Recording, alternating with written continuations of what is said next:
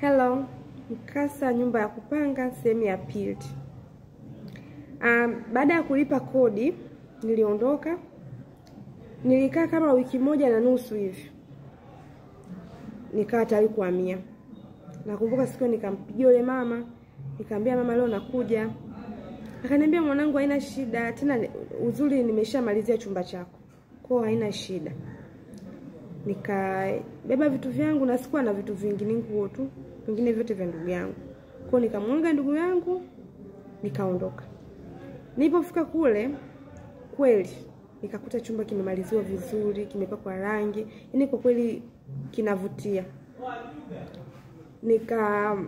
Ingia mle ndani, sasa nikaa umake sina chochote. Kwa hiyo ikabidi nikafanya shopping sasa. Nikaenda nikanunua kitanda, nikanunua godoro, nikanunua vyombo, nikanunua jiko. Kwa hiyo chumba kikaja kikakamilika. Ila siku hiyo nilikuwa busy sana na upangaji.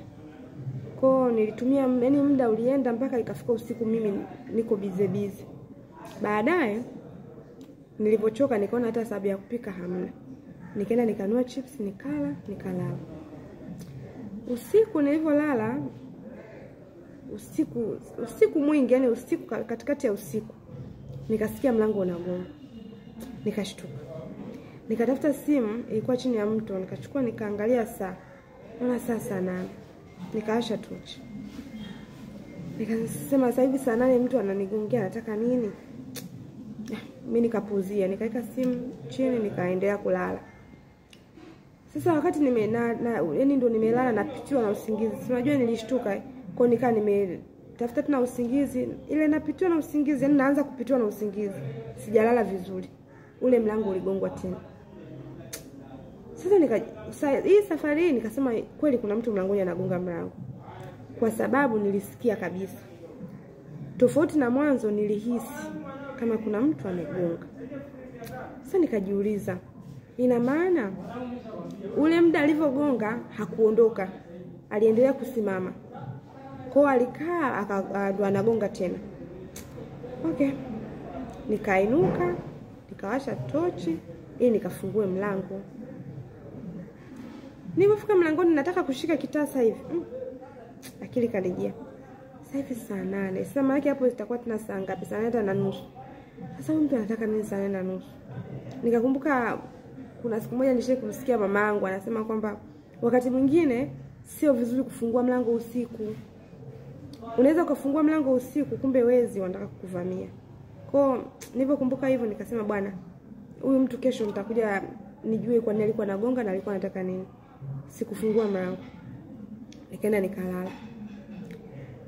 Nikaamka kesho, yaani nakumbuka siku niliamka mapema sana kwa sababu usiku ya ugeni ile nyumba kwa nilichoka, lakini niliwahi kuamka. Niamka mapema, nikaoga haraka nijiandae kwenda kazini. Nienda kazini. Nilipofika kazini, kuna muda nikiwa nimekaa tu kazini, nikaa nafikiria hivi mtu aliyegonga saa 8 alikuwa anataka nini? Nilijifikiria ila nikasema ngoja niache na mawazo mabaya. Kwa nikaendelea kufanya kazi zangu. Siku nilivyotoka nilikuwa na kimuemue, si unajua ukiwa mara ya kwanza kupanga, yani kuishi kwako. Kwa nikaenda tena sokoni nikanunua jiko la mkaa, nilikuwa sijanunua. Nikanunua vyakula, mchele, nini, yani niwe navyo ndani. Hata kama ile ikinishia nijue pa kuanzia. Kwa hiyo siku nilinunua pia mboga, nikapika chakula changu mwenyewe. Nilipofika nyumbani nikapika, nikala, nikalala. Sasa asubuhi nilipoamka nilipika chakula nilichopika usiku kilibaki. Kwa hiyo nikasema hiki chakula nitabeba, yani nikiamka vile asubuhi nitapasha, nitabeba kazini kingine kwa sababu si unajua mishahara wenye mishahara midogo tunaelewa yani muda mwingine inabidi tu ubebe chakula ili kupunguza ile matumizi ya kuwa mengi. Kwa hiyo nilikuwa na hotpot nimenunua kwa ajili ya kubebea chakula. Sasa nimeamka asubuhi nipashe mboga na wali, maana nilipika wali ili niweze kuviweka kwenye hotpot kabla sijajiandaa kwenda kazini. Kumbuka nilipika, nikaweka chakula kabisa kwamba hiki cha kesho nitakula. Naenda kufunua masufuria, nakuta masufuria ni kama sikupika. Yapo pale chini nilipoyaacha, lakini hamna chakula. Na sasa maana nilikula chakula chote. Sasa sawa, nilikula labda chakula chote na vyombo nani kanioshia sasa? Maana sufuria ni kama vile alijaopikiwa. Kwa limefunikwa vile vile, lakini hakuna chakula. Sasa kuna panya huko ndani wanakula hivyo, wanalamba mpaka sufuria lote. Kwa kweli sikuelewa, lakini sasa muda ulikuwa unaenda, afu sikuwahi sana kuamka. Kwa nikaa nikasema ngoja kwanza niende kazini, nitakuja kuelewa vizuri. Kwa nikajiandaa mimi, nikaenda kazini. Kabidi ninunue chakula sasa. Nilipika, sijakuta chakula. Kwa hiyo kanibidi kazini nikanunue chakula. Sasa kutoka kazini nikapita tena sokoni, nilinunua ndizi, nikanunua na nyama, nikanunua na nazi. Kwa sababu hiyo siku ilikuwa Jumamosi. Kwa hiyo nilipofika nyumbani nikapika chakula changu, nikala vizuri. Alafu niliacha pale juu ya jiko kilichobaki, yani sufuria ile nikaliacha pale juu ya jiko. Nilipokula nikalala zangu. Sasa siku inayofuata ilikuwa ni Jumapili. Kwa sababu siendi kazini, nililala sana. Nikaja kuamka kama saa 3 hivi. Yaani nimeamka tena hapo nimeamshwa na njaa inaniuma kweli kweli. Nikasema kabla sijafanya chochote kile, ngoja nile kwanza, alafu nitaendelea na shughuli zingine. Nikaenda pale jikoni kwenye jiko la gesi. Si unajua niliacha chakula juu ya jiko.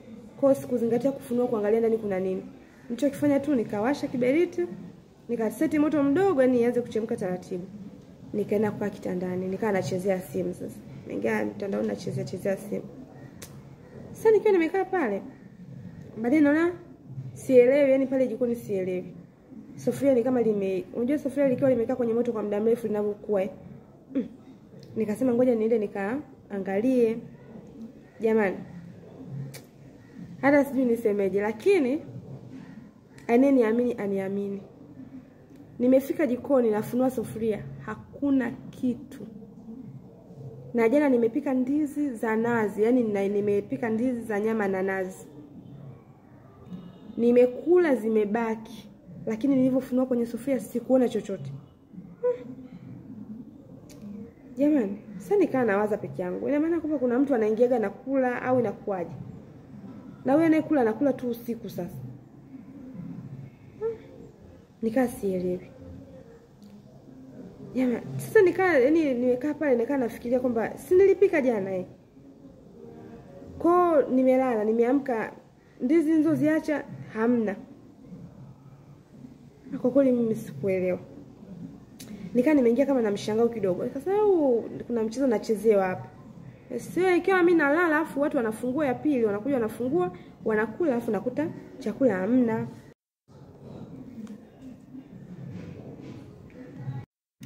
Basi nikasema ngoja nimuulize mwenye nyumba, maana sielewi vinavyoendelea huko ndani. Sasa nikaona ngoja nifanye kwanza usafi na nini, nikaosha vyombo vyangu. Baadaye nikachukua mfuko nikaenda dukani. Nikanunua vitafunio. Nilivotoka nikamkuta mwenye nyumba anafanya kazi zake hapo nje. Alivoniona akaachia tabasamu pana kweli. Ananiambia, jamani mwanangu, yani ndio tunaonana leo tangia Jumaa ngapi? Huko nyuma Jumatatu. Hauonekani. Nikamwambia mama, kazi zinanibana, yani nitoke asubuhi sana afu nashoka kurudi muda mwingine. Kwa nikirudi muda mwingine ndio maana tuonani. Akaniambia, haya mwanangu, kwa nenda dukani kununua vitafunio. Nikamwambia yeye. Akaniambia, unavoenda hapo dukani usiende duka la kwanza. Hilo duka la kwanza ni mtu mbaya sana huyo mama. Uende duka la pale juu hivi, lile ndio duka zuri. Nikamwambia kwa nini? Akasema kama nilivyokuambia ni mtu mbaya, nitakueleza siku nyingine. Ila hakikisha uende hilo duka la kwanza. Yaani ukienda utajuta. Yaani sio mtu mzuri kabisa. Alinisisitiza na mimi sikuweza sasa kumuuliza yale mambo yangu nikasema ngoja niende, nikirudi nitamuuliza vizuri. Kwa nikatoka, nikaenda dukani. Nilipofika ile kupita ile duka la kwanza, nikalitazama nikajiuliza kwa nini mama akasema nisiende hapa na niende kule juu. Msikilizaji, usikose sehemu ya 3.